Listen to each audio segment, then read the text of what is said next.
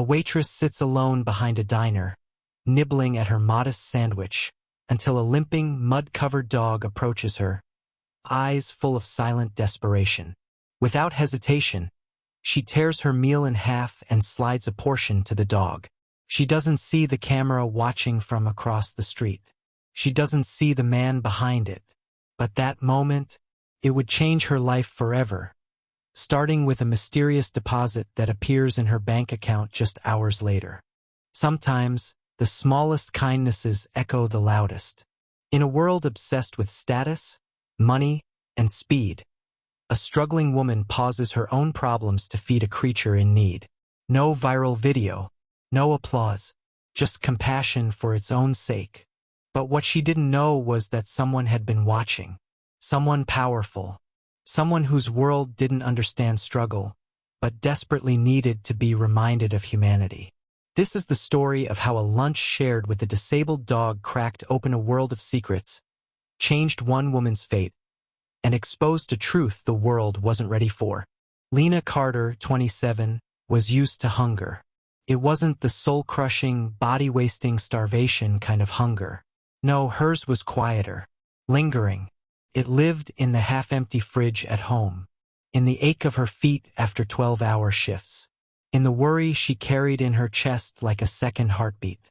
She worked the breakfast-to-lunch shift at Willow's Diner, a rundown little place nestled between an abandoned bookstore and a laundromat that only accepted quarters. Lena, table 3 wants their eggs sunny side up, not dead and buried, barked Sheila, the cook, slamming the order window shut with a clang. Coming! Lena smiled, already sweating. By 2:15 p.m., the last customers had trickled out. Tips were dismal, her shoes pinched, and her stomach growled like an impatient toddler. She grabbed her simple lunch, a half-eaten grilled cheese sandwich wrapped in foil, and slipped out the back door into the alley, where the sun filtered weakly through the clouds. Then she heard it, a soft, wet snuffling, like something dragging itself across gravel. She turned. The dog was a mess. Thin, legs trembling, one hind leg missing entirely, just a scarred stump. His fur was patchy and caked with dirt. His tail wagged once, hesitantly, like he wasn't sure if he was allowed to hope. Lena didn't hesitate. She tore her sandwich in two and gently placed half on the ground near him. He paused, sniffed, then limped forward and began eating in small, shaking bites. "You poor thing," she whispered. "When was the last time someone fed you?" The dog didn't answer, of course, but something in the way he looked up at her, sandwich crust hanging from his mouth, made her throat tighten. What Lena didn't see, what she couldn't have known, was that someone was watching. Across the street, inside a black SUV with tinted windows, a man held a phone in his hand. The camera focused on her. He hadn't expected to find anything interesting on his morning walk. But then he saw her, and he saw the dog, and something clicked. Lena wiped her hands on her apron and watched the dog finish the last crumb. "Well, I'm broke and you're probably homeless," she said with a sad smile. "Guess we make a pair." The dog looked up at her, then did something unexpected. He placed his head gently on her knee. Her eyes welled up. "No," she whispered, brushing his ear. "Don't do that. Don't make me want to keep you." She didn't have room in her apartment. Didn't even have enough money for dog food. But still, she stayed with him for 10 minutes, talking softly, promising to bring more food tomorrow. When she finally got up to go back inside, the dog didn't follow. He just curled up beside the wall, like he knew not to expect more. At 5:43 p.m., Lena checked her phone as she waited at the bus stop. One new notification. Bank alert. Direct deposit received. $10,000. She blinked. No sender. No message. Just the money. Her heart pounded. What? She tried calling the bank. No luck after hours. She called her friend Ellie. "It has to be a glitch," Ellie said. "Don't spend it. It'll bounce back." But it didn't. She checked again that night. The money was still there. The next day, she returned to the alley with a full can of wet dog food, a warm towel, and a plastic bowl of water. The dog was gone. She searched. Around the diner, down the alley, across the street. Gone. Lena felt something crack in her chest. She had only known him for a few minutes, but it had mattered. That connection had been real. As she turned to go back inside, a black SUV slowly drove past. She didn't notice, but the man inside smiled softly as he watched her disappear into the diner. The next week, strange things started happening. Her landlord slipped a note under her door. Your next 3 months' rent have been paid in full. No sender listed. Lucky you. Then the diner owner, Mr. Corbin, called her into his office. I don't know what you've done, Lena, but someone just bought a full-page ad in the Willow Gazette recommending you as Waitress of the Year. Business is booming. I'm giving you a raise. She was speechless. Also, he added, you have a visitor. Confused, Lena stepped outside. A delivery man handed her a bouquet of sunflowers and a plain white envelope. Inside was a single note. Your kindness didn't go unnoticed. The money, the rent, the promotion, the note, it was all connected. And whoever was, they were watching, not to harm her, but for something else.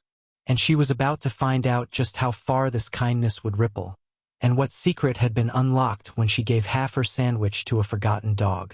Lena couldn't sleep. She had counted the zeros in her bank account a dozen times. Still $10,000. Her rent? Paid. Her manager now smiled at her like she was some local celebrity.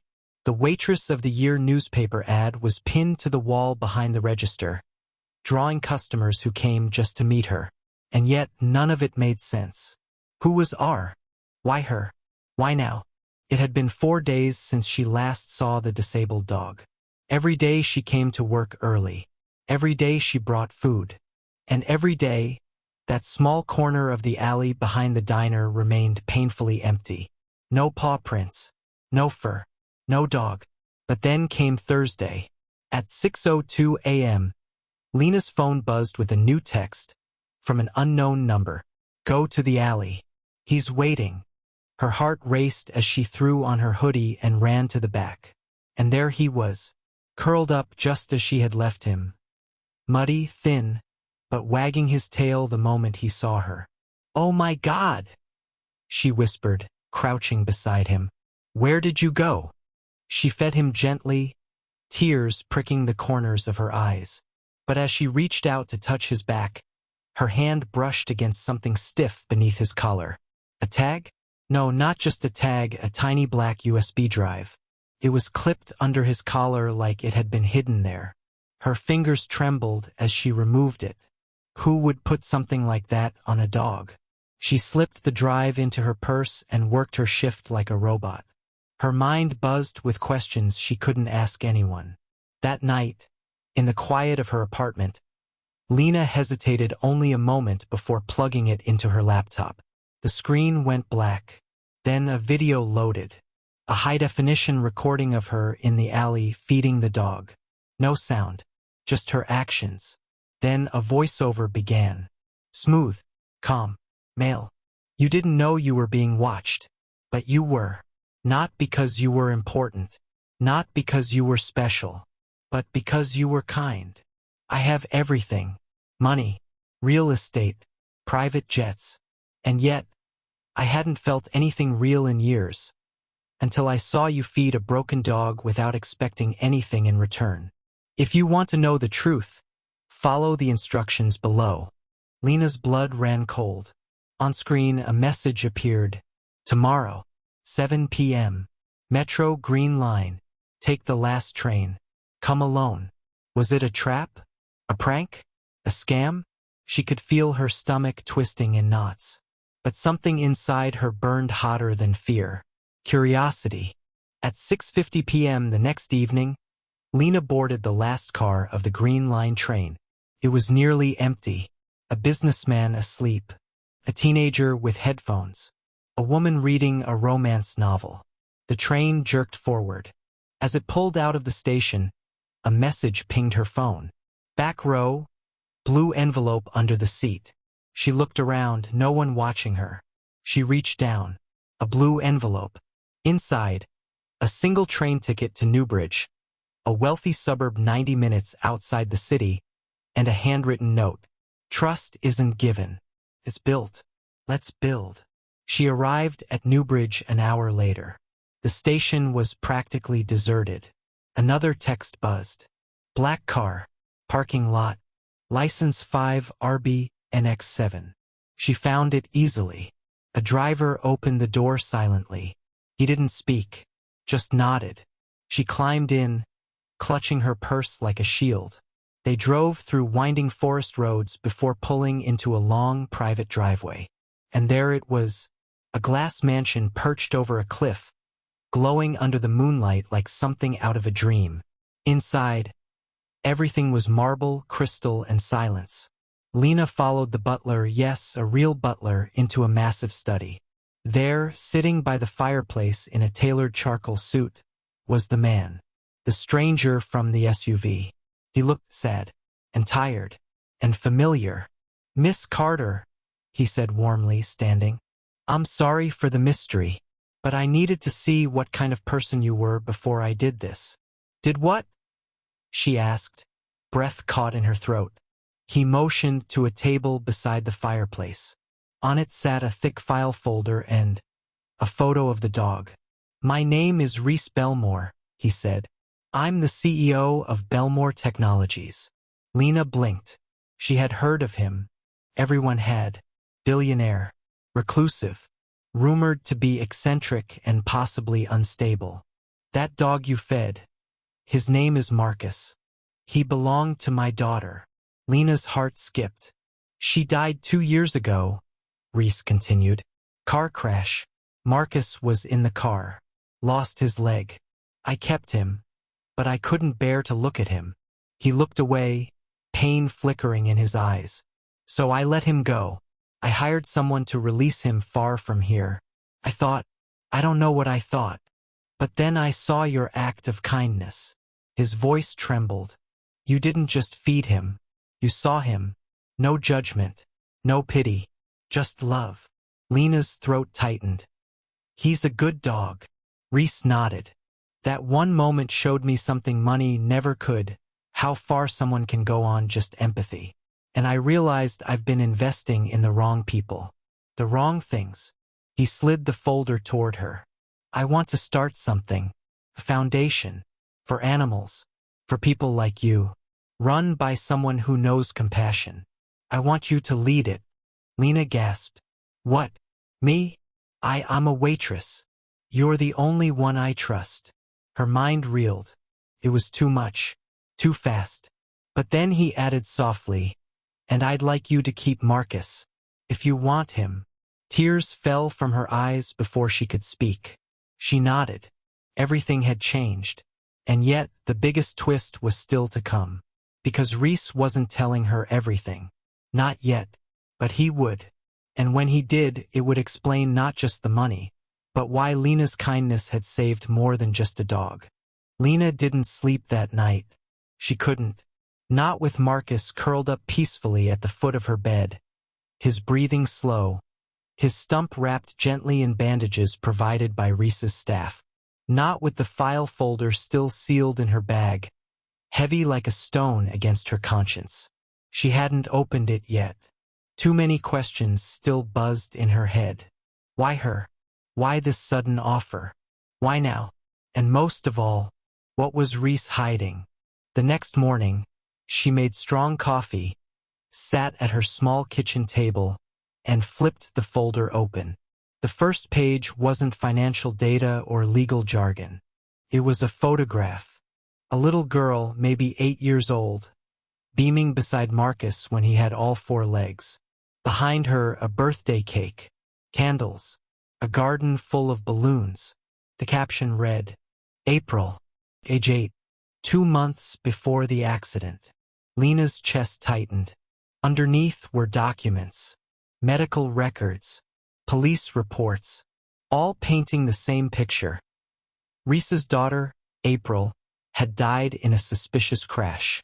The driver had survived. The vehicle had no skid marks, no brake attempts.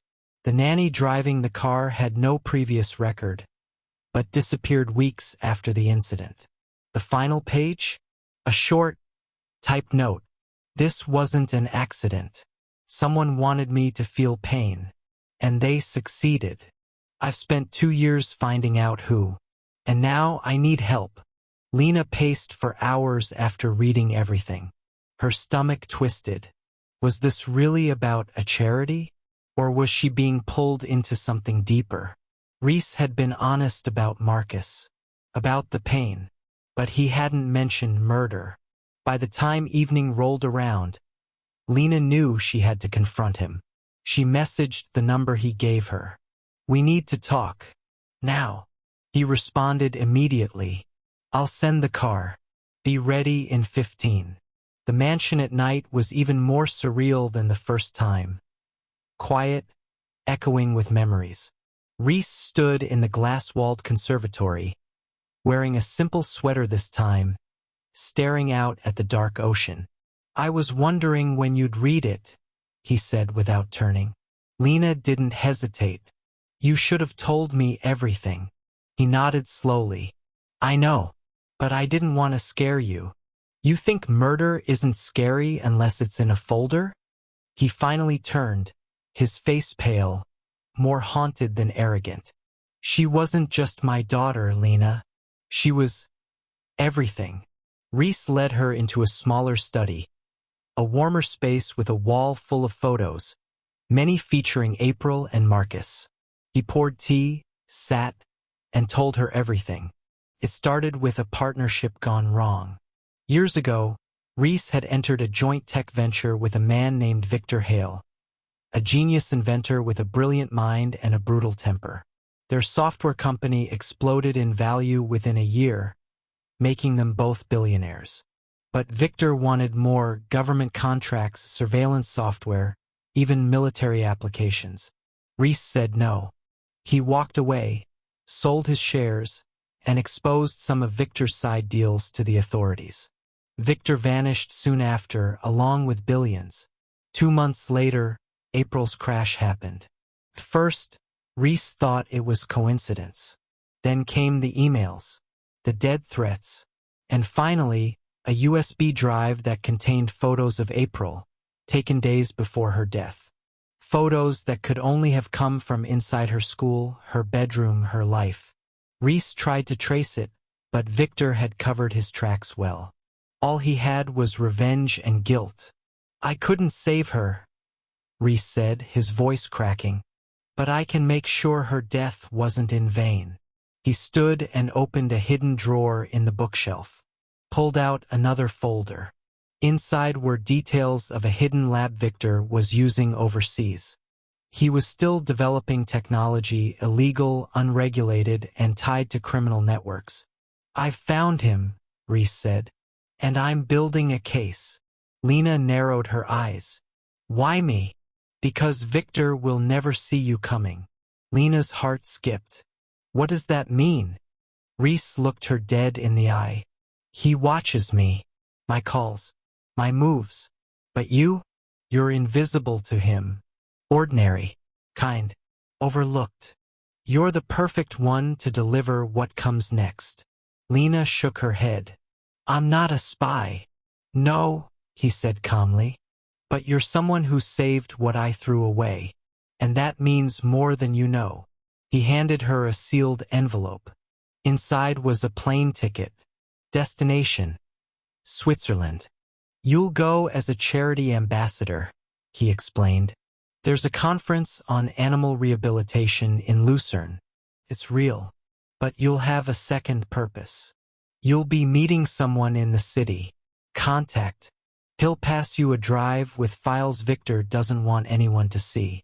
If it gets into the right hands, it could dismantle his empire." Lena clutched the envelope. "I'm just a waitress. You're more than that now." He stood, placing a hand on her shoulder. "I don't expect you to decide tonight. Think about it. But know this: he's hurt people. And if we don't stop him, he'll hurt more. She left the mansion in silence. The city felt smaller somehow, more fragile. She walked Marcus through the park that night, trying to gather her thoughts. His tail wagged happily, as if none of this concerned him.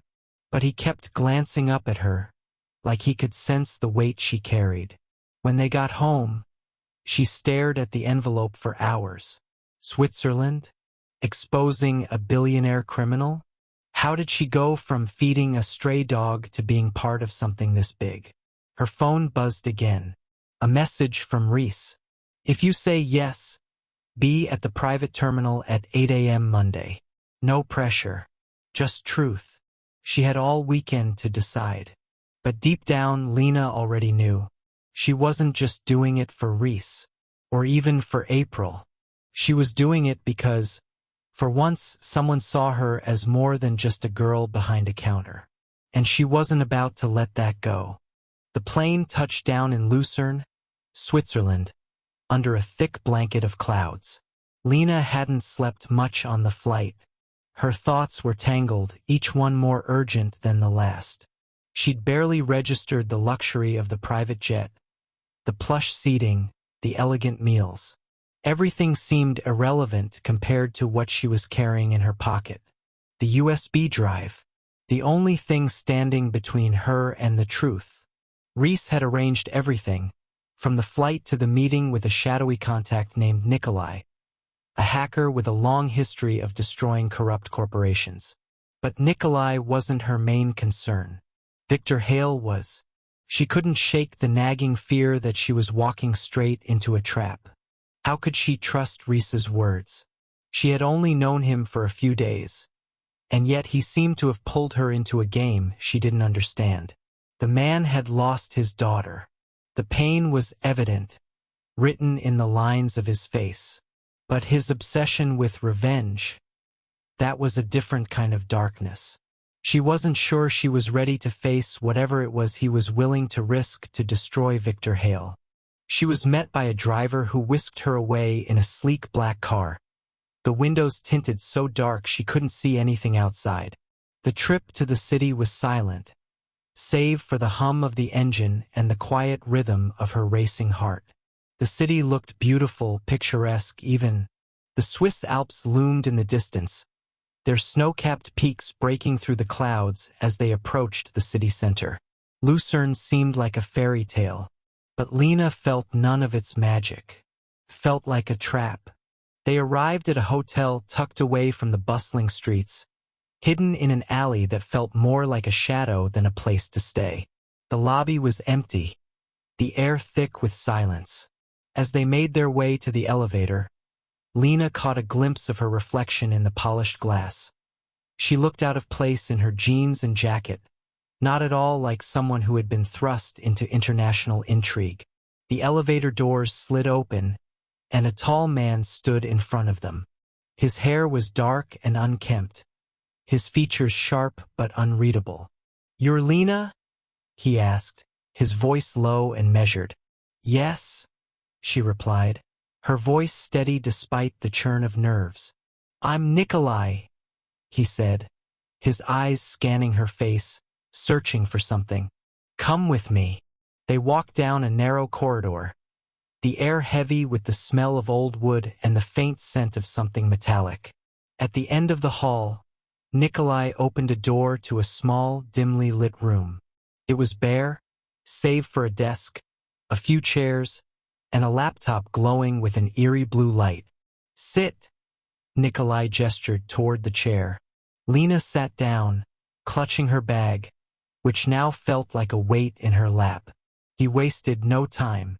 His hands moved swiftly, typing into the laptop, accessing files and scrolling through documents with a practiced ease. Lena barely had time to catch her breath before he turned the screen toward her. "Is this it?" he asked, his eyes narrowing as he searched her face for any hint of recognition. Lena glanced at the screen. It was a list of names, addresses, and phone numbers, too many to count. But it wasn't the details that caught her attention. It was the picture at the top of the page. It was Victor Hale.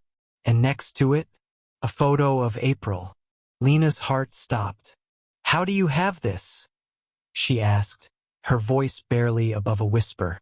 Nikolai didn't answer immediately. Instead, he opened another window on the screen, revealing a video.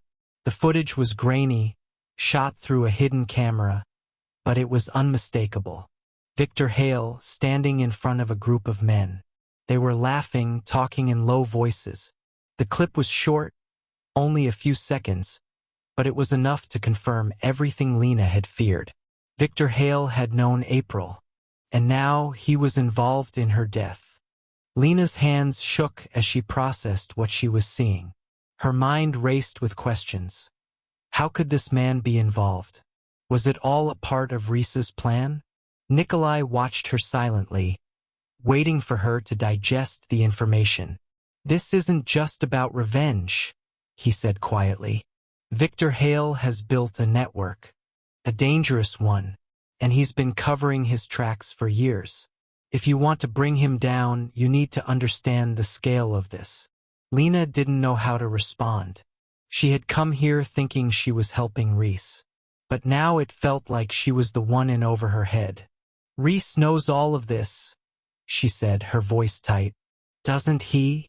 "Yes," Nikolai answered. "But he hasn't told you everything." Her stomach twisted at his words. "What do you mean?" "Reese isn't just a grieving father. He's been playing a long game. And I don't think you're the only one he's been using." Lena's breath caught in her throat. "What are you saying?" "He's more involved in this than you realize," Nikolai said, his voice soft but laced with caution. "And I'm not sure he's as innocent as he seems." Lena stepped back, her mind whirling with the possibility that everything she thought she knew was wrong. Reese had always seemed so genuine, so desperate for justice. But what if he wasn't just after justice? What if he had his own agenda? The door to the room opened suddenly, cutting off her thoughts. A man stood there, tall and broad-shouldered, his face hidden in shadow. "Lena!" Reese's voice echoed through the door. "It's time." Lena stood frozen at the doorway, the truth crashing down on her like a wave.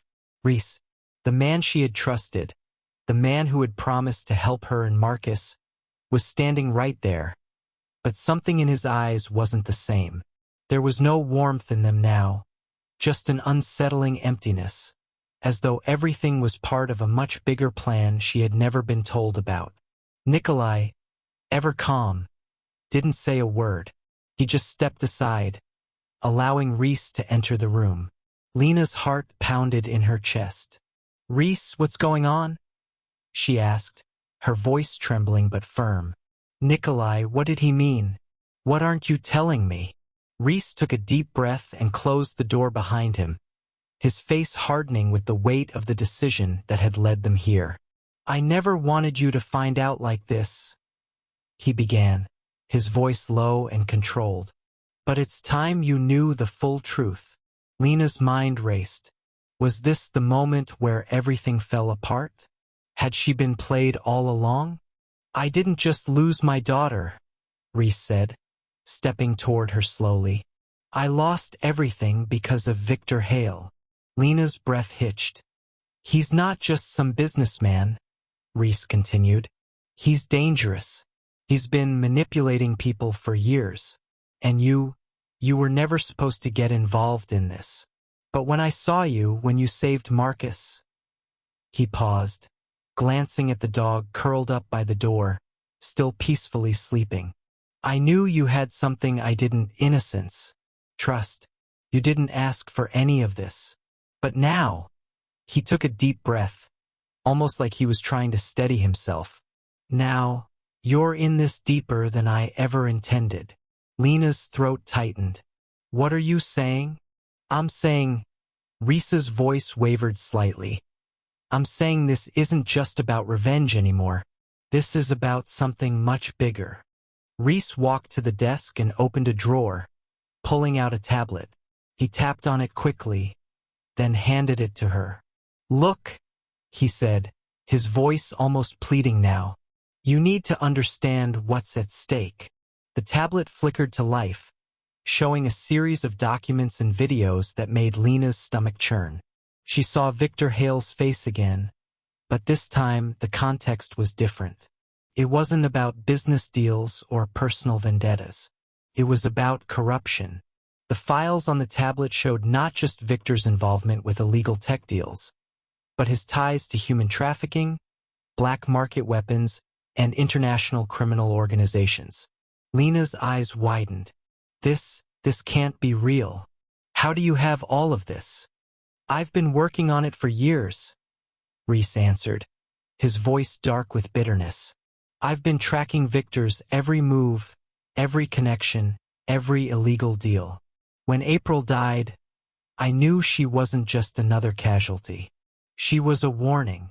Lena felt her stomach churn as she absorbed the enormity of what Reese had been dealing with. The truth was far worse than she could have imagined. But something didn't sit right with her. The more she looked at Reese, the more she wondered if he was being completely honest. You've been investigating him for years, Lena said slowly, her voice steady despite the storm of emotions inside.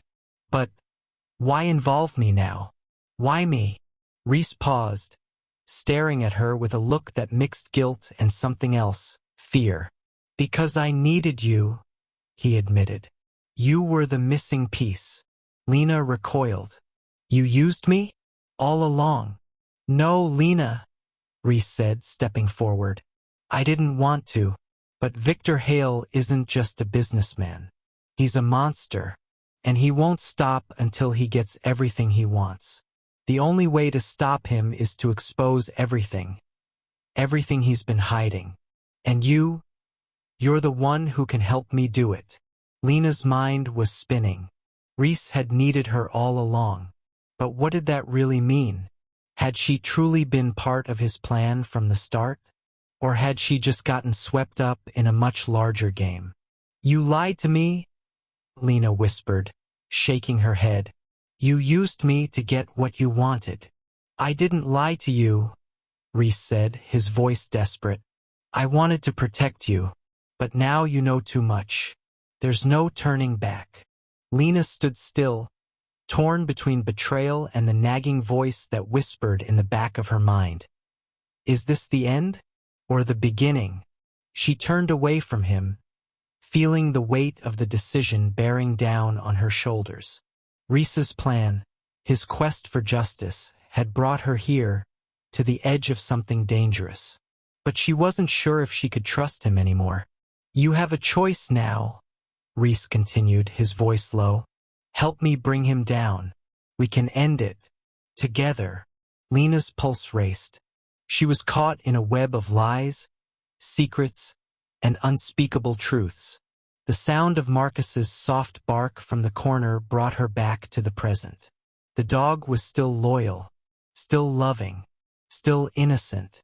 And suddenly, everything clicked. She couldn't walk away. Not now. She couldn't let Marcus down. She couldn't let Reese or April's memory slip into the shadows. Lena turned to face Reese. I'm in, she said, her voice quiet but resolute. But this time, you're not the one calling the shots. Reese didn't say anything. He just nodded, slowly, and together they walked out of the room. Thanks for watching. If this story moved you or kept you on the edge of your seat, don't forget to like, comment, and subscribe for more powerful stories just like this one.